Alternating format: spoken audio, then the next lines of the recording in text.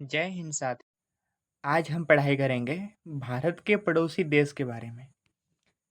साथियों, चलिए तो पढ़ाई करते हैं। देखिए, भारत के साथ सर्वाधिक सीमा साझा करने वाला देश कौन सा है? भारत के साथ सर्वाधिक सीमा साझा करने वाला देश कौन सा है?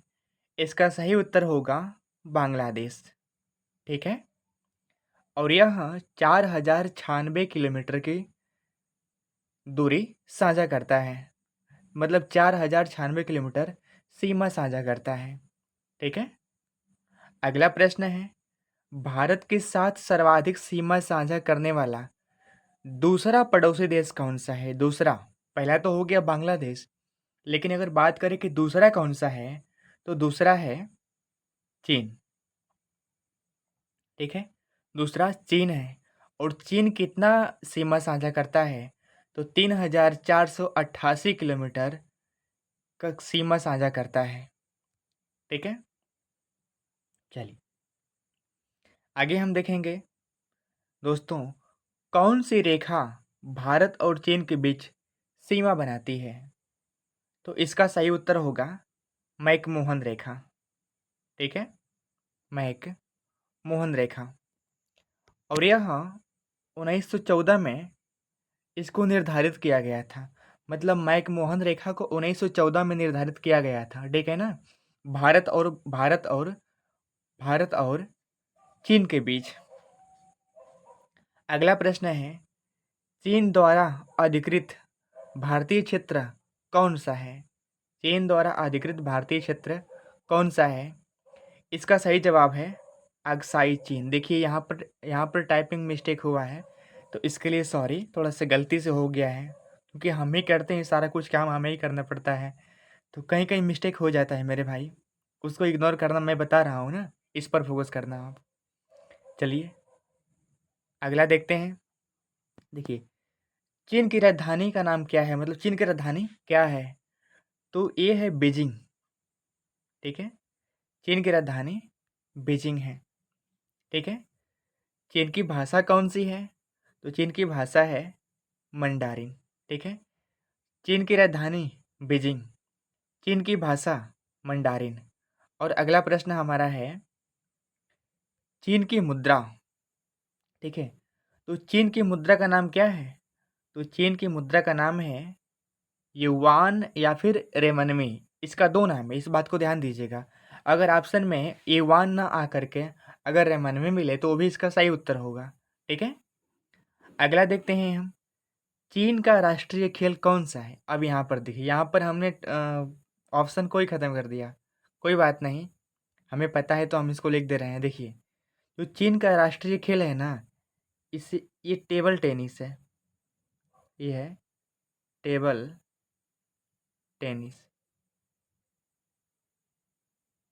टेबल टेनिस है। ठीक है, ओके। अगला प्रश्न है, चीन की संसद का नाम क्या है? चीन की संसद का नाम क्या है? तो चीन की संसद का नाम है नेशनल पीपुल्स असेंबली। ओके। अगला प्रश्न है, चीन का मैनचेस्टर किसे कहा जाता है? चीन का मैनचेस्टर किसे कहा जाता है? इसका सही जवाब होगा संघाई। ठीक है, अगला प्रश्न हम पढ़ लेते हैं। देखिए, चीन का शोक किस नदी को कहा जाता है? मोस्ट इंपॉर्टेंट प्रश्न है। ठीक है, चीन का शोक किस नदी को कहा जाता है? तो चीन का शोक कहा जाता है हांगहो नदी को। ओके। अगला प्रश्न है, ब्रह्मपुत्र नदी को ब्रह्मपुत्र नदी ब्रह्मपुत्र नदी विवाद किन दो देश के बीच में है? ठीक है, ब्रह्मपुत्र नदी विवाद किन दो देशों के बीच में है? तो यह है भारत और चीन के बीच। ओके, चलिए आगे देखते हैं। अब देखिए, यहाँ पर ये बहुत ज़्यादा इम्पोर्टेंट है कि ब्रह्मपुत्र नदी को कहाँ पर किस नाम से जाना जाता है। ठीक है, ओके।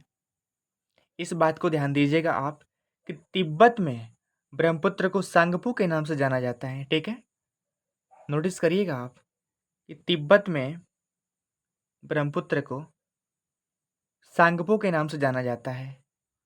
ओके, यहाँ पर देखिएगा अरुणाचल प्रदेश में इसे दिहांग के नाम से जाना जाता है। ओके, और यहाँ पर देखिएगा असम में तो इसका नाम ब्रह्मपुत्र ही है। ओके, और अगला है बांग्लादेश में इसे जमुना के नाम से जाना जाता है। ठीक है, तो इस बात को आप विशेष तरह से ध्यान दीजिएगा कि तिब्बत में इसे सांगपो के नाम से जाना जाता है, अरुणाचल प्रदेश में इसे दिहांग के नाम से जाना जाता है, असम में इसे ब्रह्मपुत्र के नाम से जाना जाता है और बांग्लादेश में इसे जमुना के नाम से जाना जाता है। ठीक है, चलिए आगे बढ़ते हैं। देखिए, विश्व का सबसे बड़ा डैम किसे कहा जाता है? तो जो विश्व का सबसे बड़ा डैम है ना, वो है थ्री गॉर्जेस डैम, जो चीन में यांगसी नदी पर, ध्यान दीजिएगा, आपसे ये प्रश्न पूछ सकता है कि यह किस नदी पर बनाया गया है? तो यह यांगसी नदी पर बनाया गया है। ठीक है, अगला प्रश्न हमारा होगा कि विश्व का सबसे ठंडा मरुस्थल कौन सा है? विश्व का सबसे ठंडा मरुस्थल कौन सा है? इसका सही जवाब है गोबी का मरुस्थल। ओके, चलिए और आगे बढ़ते हैं। और ये हमारा अंतिम प्रश्न हुआ, चीन का सबसे बड़ा शहर कौन सा है?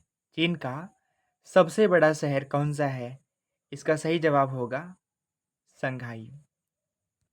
ओके, तो दोस्तों अगर हमारा वीडियो पसंद आए, हमारे पढ़ाने का तरीका पसंद आए, हमारी मेहनत पसंद आए, तो प्लीज़ मेरे भाई लाइक, शेयर और सब्सक्राइब ज़रूर करना। ठीक है, और कमेंट भी करना, क्योंकि इससे हम जानेंगे कि आपको और किस तरह के वीडियो चाहिए, हम कमी क्या कर रहे हैं, तो हम आपको बेहतर से बेहतर कंटेंट प्रोवाइड करने का प्रयास करेंगे। ओके, थैंक यू दोस्तों।